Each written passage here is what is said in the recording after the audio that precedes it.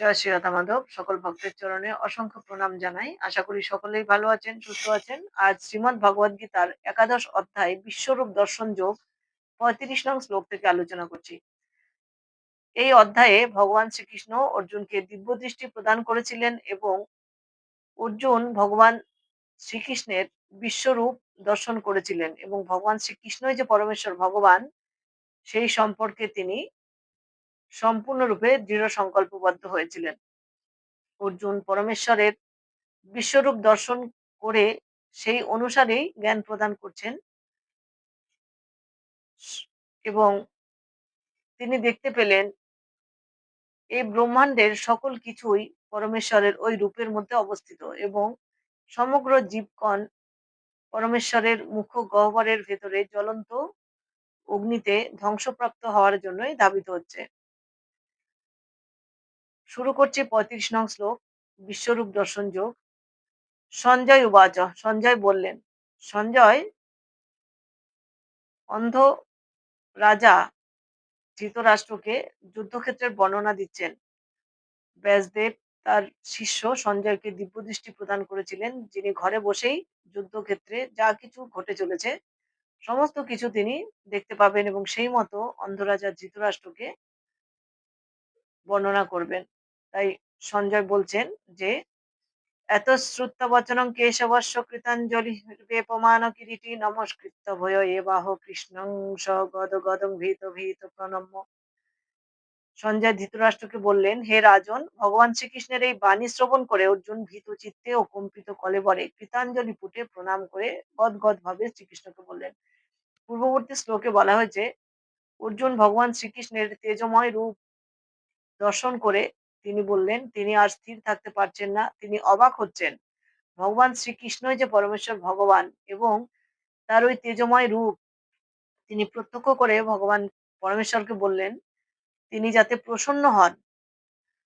ভগবান শ্রীকৃষ্ণ অর্জুনকে বললেন, অর্জুন যুদ্ধ করতে চাইছিলেন না, কিন্তু যুদ্ধ না করলেও এই সমস্ত বীরেরা অর্থাৎ যুদ্ধক্ষেত্রে যে সমস্ত রথী মহারথীরা রয়েছে তারা অর্জুন যুদ্ধ না করলেও তাদের মৃত্যু হবে। ভগবান শ্রীকৃষ্ণের ইচ্ছা অনুসারেই এই জগৎ পরিচালিত হচ্ছে এবং তারই ইচ্ছা অনুসারে এই যুদ্ধ সংগঠিত হতে চলেছে এবং তারই ইচ্ছা অনুসারে অর্জুন যাতে এই যুদ্ধে প্রবৃত্ত হয় সেই উপদেশ প্রদান করছেন ভগবান শ্রীকৃষ্ণ। অর্জুনকে তিনি এই যুদ্ধের ভয়াবহ পরিণতিও দর্শন করিয়েছেন। অর্জুন দেখতে পেলেন ভগবান শ্রীকৃষ্ণের মুখ গহ্বরে সমস্ত রথী মহারথীরা মুখ গহ্বরে অবস্থিত অগ্নিতে ধাবিত হচ্ছে এবং সেখানে ধ্বংসপ্রাপ্ত হচ্ছে, অর্থাৎ তারা শ্রীকৃষ্ণের পরিকল্পনা অনুসারে অনেক আগেই হত হয়েছেন। তাই অর্জুনকে বললেন এই ধর্মযুদ্ধ করে তিনি এই সমস্ত রথী মহারথীদের হত্যা করে ভগবানের পরম ধামে তিনি পৌঁছাতে তাদের প্রয়াসী হবেন। তাই যুদ্ধ করাটাই অর্জুনের পক্ষে সমীচীন।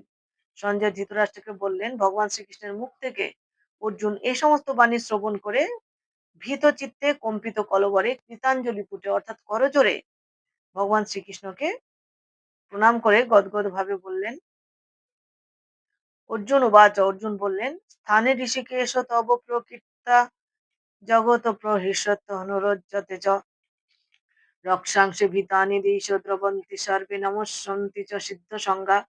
অর্জুন বললেন, হে ঋষিকেশ, তোমার মহিমা কীর্তনে সমস্ত জগৎ সৃষ্ট হয়ে তোমার প্রতি অনুরক্ত হচ্ছে। রাক্ষসেরা ভীত হয়ে নানা দিকে পলায়ন করছে এবং সিদ্ধরা তোমাকে নমস্কার করছে। এই সমস্তই যুক্তিযুক্ত।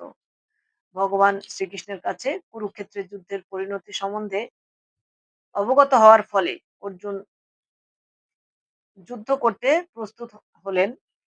পরমেশ্বর ভগবানের পরম ভক্ত ও সখারূপে তিনি শ্রীকৃষ্ণের মনোবাসনা পূর্ণ করবেন, একথা তিনি ভগবানকে জানিয়েছেন। অর্জুন প্রতিপন্ন করলেন শ্রীকৃষ্ণ তার ভক্তদের পালনকর্তা ও আরাধ্য ভগবান এবং অবাঞ্ছিতদের তিনি বিনাশ করেন। তার কার্যকলাপ সকলের জন্যই তাই মঙ্গলজনক, অর্থাৎ যুগে যুগে ভগবান শ্রীকৃষ্ণ দুষ্কৃতিকারীদের দমন এবং সাধুদের পরিত্রাণের জন্য অবতীর্ণ হয়েছেন। এখনো তিনি সমস্ত দুষ্কৃতিকারীদের দমন করবেন এবং ধর্ম সংস্থাপনের জন্যই অর্জুনকে উপদেশ দিচ্ছেন। অর্জুন যাতে এই ধর্মযুদ্ধে অংশগ্রহণ করে।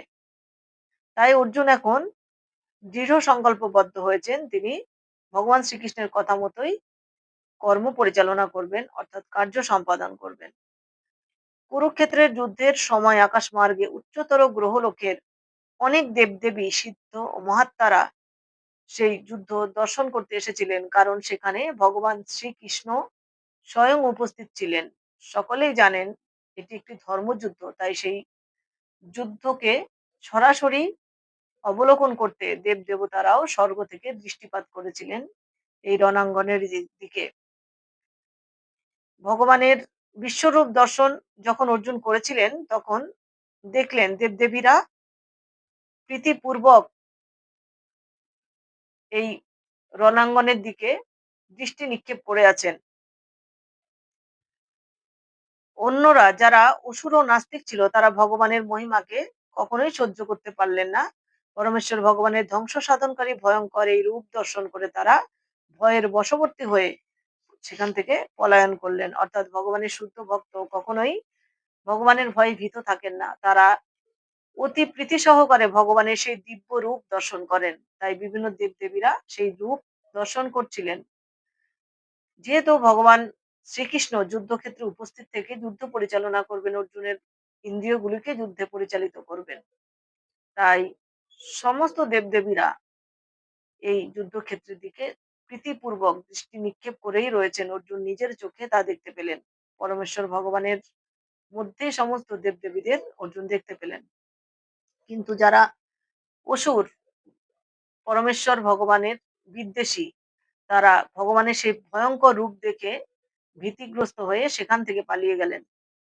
এভাবেই ভগবান বুঝিয়ে দিলেন অভক্তরা কখনোই ভগবানের সান্নিধ্যে আসতে পারে না। তাই সমস্ত মনুষ্য জীবেরই অবশ্যই পালনীয় কর্তব্য হওয়া উচিত শুদ্ধ ভক্তে পরিণত হওয়া এবং ভগবানের সান্নিধ্যে অবস্থান করে ভগবানের পরম পদে নিজের মতি স্থির রেখে ভগবান সেবার মধ্য দিয়ে জীবন পথে এগিয়ে যাওয়া। তাই ভগবান শ্রীকৃষ্ণ বলেছেন, শুদ্ধ ভক্তরা সর্বদাই ভগবানের মহিমা শ্রবণ, কীর্তন এবং মনন করতে প্রয়াসী হন এবং তারা তাতে এক দিব্য আনন্দের অনুভূতি লাভ করেন। তারা এটাই বিশ্বাস করেন ভগবান যা করবেন তা মঙ্গলের জন্যই করবেন। কস্মাচ্চ তেন নমেরন মহাত্মান গরীয়সে ব্রহ্মণ্য হয় উপাধি করতে অনন্ত দেবেশ জগন্নিবাস তমস্করং সদ সত্যৎপরং যৎ। হে মহাত্মন, তুমি এমনকি ব্রহ্মার চেয়েও শ্রেষ্ঠ এবং আদি সৃষ্টিকর্তা।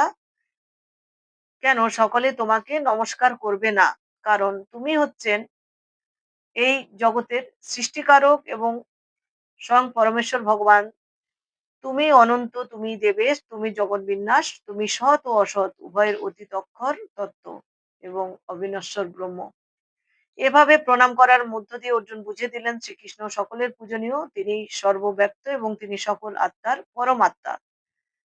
অর্জুন শ্রীকৃষ্ণকে মহাত্মা বলে সম্বোধন করেছেন, যার অর্থ হচ্ছে সবচেয়ে মহৎ এবং অসীম। এখানে অনন্ত বলতে বোঝানো হয়েছে এমন কিছু নেই যা পরমেশ্বর ভগবানের শক্তির ও প্রভাবের অধীন নয়। কারণ অর্জুন নিজের চোখে প্রত্যক্ষ করছেন ভগবানের বিশ্বরূপ রূপের মধ্যে এই জগতের, এই ব্রহ্মাণ্ডের সর্বকিছুই ওই রূপের মধ্যে বিরাজমান। তাই অর্জুন বলছেন, এই রূপের মধ্যে আমি সমগ্র জগৎকে দেখতে পাচ্ছি, তাই এর বাইরে কোনো কিছু হতে পারে না। তাই ভগবান শ্রীকৃষ্ণ বা পরমেশ্বর ভগবানই হচ্ছে সর্বকিছুর ঊর্ধ্বে। তিনি সমগ্র বিশ্ব চরাচরের আশ্রয়। অর্জুন বুঝতে পেরেছিলেন সমস্ত সিদ্ধ মহাপুরুষ এবং শক্তিশালী দেবদেবীরা যে ভগবানকে তাদের সশ্রদ্ধ প্রণাম নিবেদন করেছিলেন, তা খুবই স্বাভাবিক। কারণ দেবদেবীরা তো ভগবানের অংশেই অবস্থান করেন, ভগবানেরই সৃষ্টি। তাই তারাও পরমেশ্বর ভগবানকে স্বয়ং পরমেশ্বর রূপেই মান্য করেন। তাই তারা পরমেশ্বরকে প্রণাম করছেন এবং পরমেশ্বরের স্তুতি গান গাইছেন। অর্জুন উল্লেখ করেছেন শ্রীকৃষ্ণ ব্রহ্মার চেয়েও বড়, কারণ ব্রহ্মা বিষ্ণুর নাভি কোমল থেকে সৃষ্টি হয়েছেন। অর্থাৎ বিষ্ণুর পুত্র ছিলেন ব্রহ্মা। ব্রহ্মার জন্ম হয় শ্রীকৃষ্ণের অংশ প্রকাশ গর্ভোদকশায়ী বিষ্ণুর নাভিপদ্ম থেকে উদ্গত কমলের মধ্য থেকে। তাই ব্রহ্মা ও তার থেকে উদ্ভূত শিব এবং সমস্ত দেবদেবীরা শ্রদ্ধাবনত চিত্তে ভগবানকে প্রণাম করছেন। শ্রীমদ ভাগবত গীতায় বলা হয়েছে ভগবান শ্রীকৃষ্ণ ব্রহ্মা শিবাদি সমস্ত দেবদেবীর পূজনীয়। অক্ষরম শব্দটি এখানে খুবই তাৎপর্যপূর্ণ, কারণ এই জড় জগৎ বিনাশশীল, কিন্তু ভগবান এই জড় জগৎ সৃষ্টির অতীত। তিনি সর্বকারণের পরম কারণ এবং তিনি এই জগতের সমস্ত বদ্ধ জীব এমনকি জড় সৃষ্টির থেকেও গরিয়ান। তাই তিনি মহত্তম ভগবান। তমাদি দেব পুরুষ পুরাণস্তমস্য বিশ্বস্য পরং নিধানম বেত্তাসি বেদং চ পরং চ ধাম তয়া তদং বিশ্বেশ বিশ্বমান অনন্ত রূপ। তুমি আদিদেব, পুরাণ পুরুষ এবং এই বিশ্বের পরম আশ্রয়। তুমি সব কিছুর জ্ঞাতা, তুমি জ্ঞেয় এবং তুমি গুণাতীত পরম ধাম স্বরূপ। হে অনন্ত রূপ, সমগ্র জগৎ তোমার দ্বারা পরিব্যাপ্ত হয়ে আছেন। সবকিছুই পরমেশ্বর ভগবানকে আশ্রয় করেই অবস্থান করছে, তাই ভগবানই পরমাশ্রয়। এখানে নিধানম কথার অর্থ হচ্ছে পরম আশ্রয়, অর্থাৎ পরমেশ্বর ভগবানই সবকিছুরই আশ্রয়। এমনকি ব্রহ্মজ্যোতিও পরমেশ্বর ভগবান শ্রীকৃষ্ণের আশ্রিত। এই জগতে যা কিছু ঘটে চলেছে সব কিছুরই জ্ঞাতা হচ্ছেন পরমেশ্বর ভগবান। এই জ্ঞানের যদি কোনো অন্ত থাকে তবে তিনি সমস্ত জ্ঞানের অন্ত। তাই তিনি হচ্ছেন জ্ঞাতা এবং জ্ঞেয়। সমস্ত জ্ঞানের বিষয়বস্তু পরমেশ্বর ভগবান, কারণ তিনি সর্বব্যাপ্ত, সব জায়গায় তিনি বিরাজ করেন। তিনি যেহেতু চিৎ জগতের পরম কারণ, তাই তিনি অপ্রাকৃত। তাই অপ্রাকৃত জগতের পরম পুরুষ হচ্ছেন স্বয়ং পরমেশ্বর ভগবান। আজ ভিডিওটি এ পর্যন্ত। দেখা হবে পরবর্তী ভিডিওতে পরবর্তী শ্লোক উচ্চারণের মধ্যে দিয়ে। সকলে ভালো থাকবেন, সুস্থ থাকবেন এবং অপেক্ষা করবেন পরবর্তী ভিডিওর জন্য, কারণ অর্জুন ভগবানের যে বিশ্বরূপ দর্শন করেছিলেন তা তিনি সহজভাবে বর্ণনা করছেন ভগবদ গীতায় বর্ণিত এই শ্লোক উচ্চারণের মধ্য দিয়ে। নমস্কার গ্রহণ করবেন।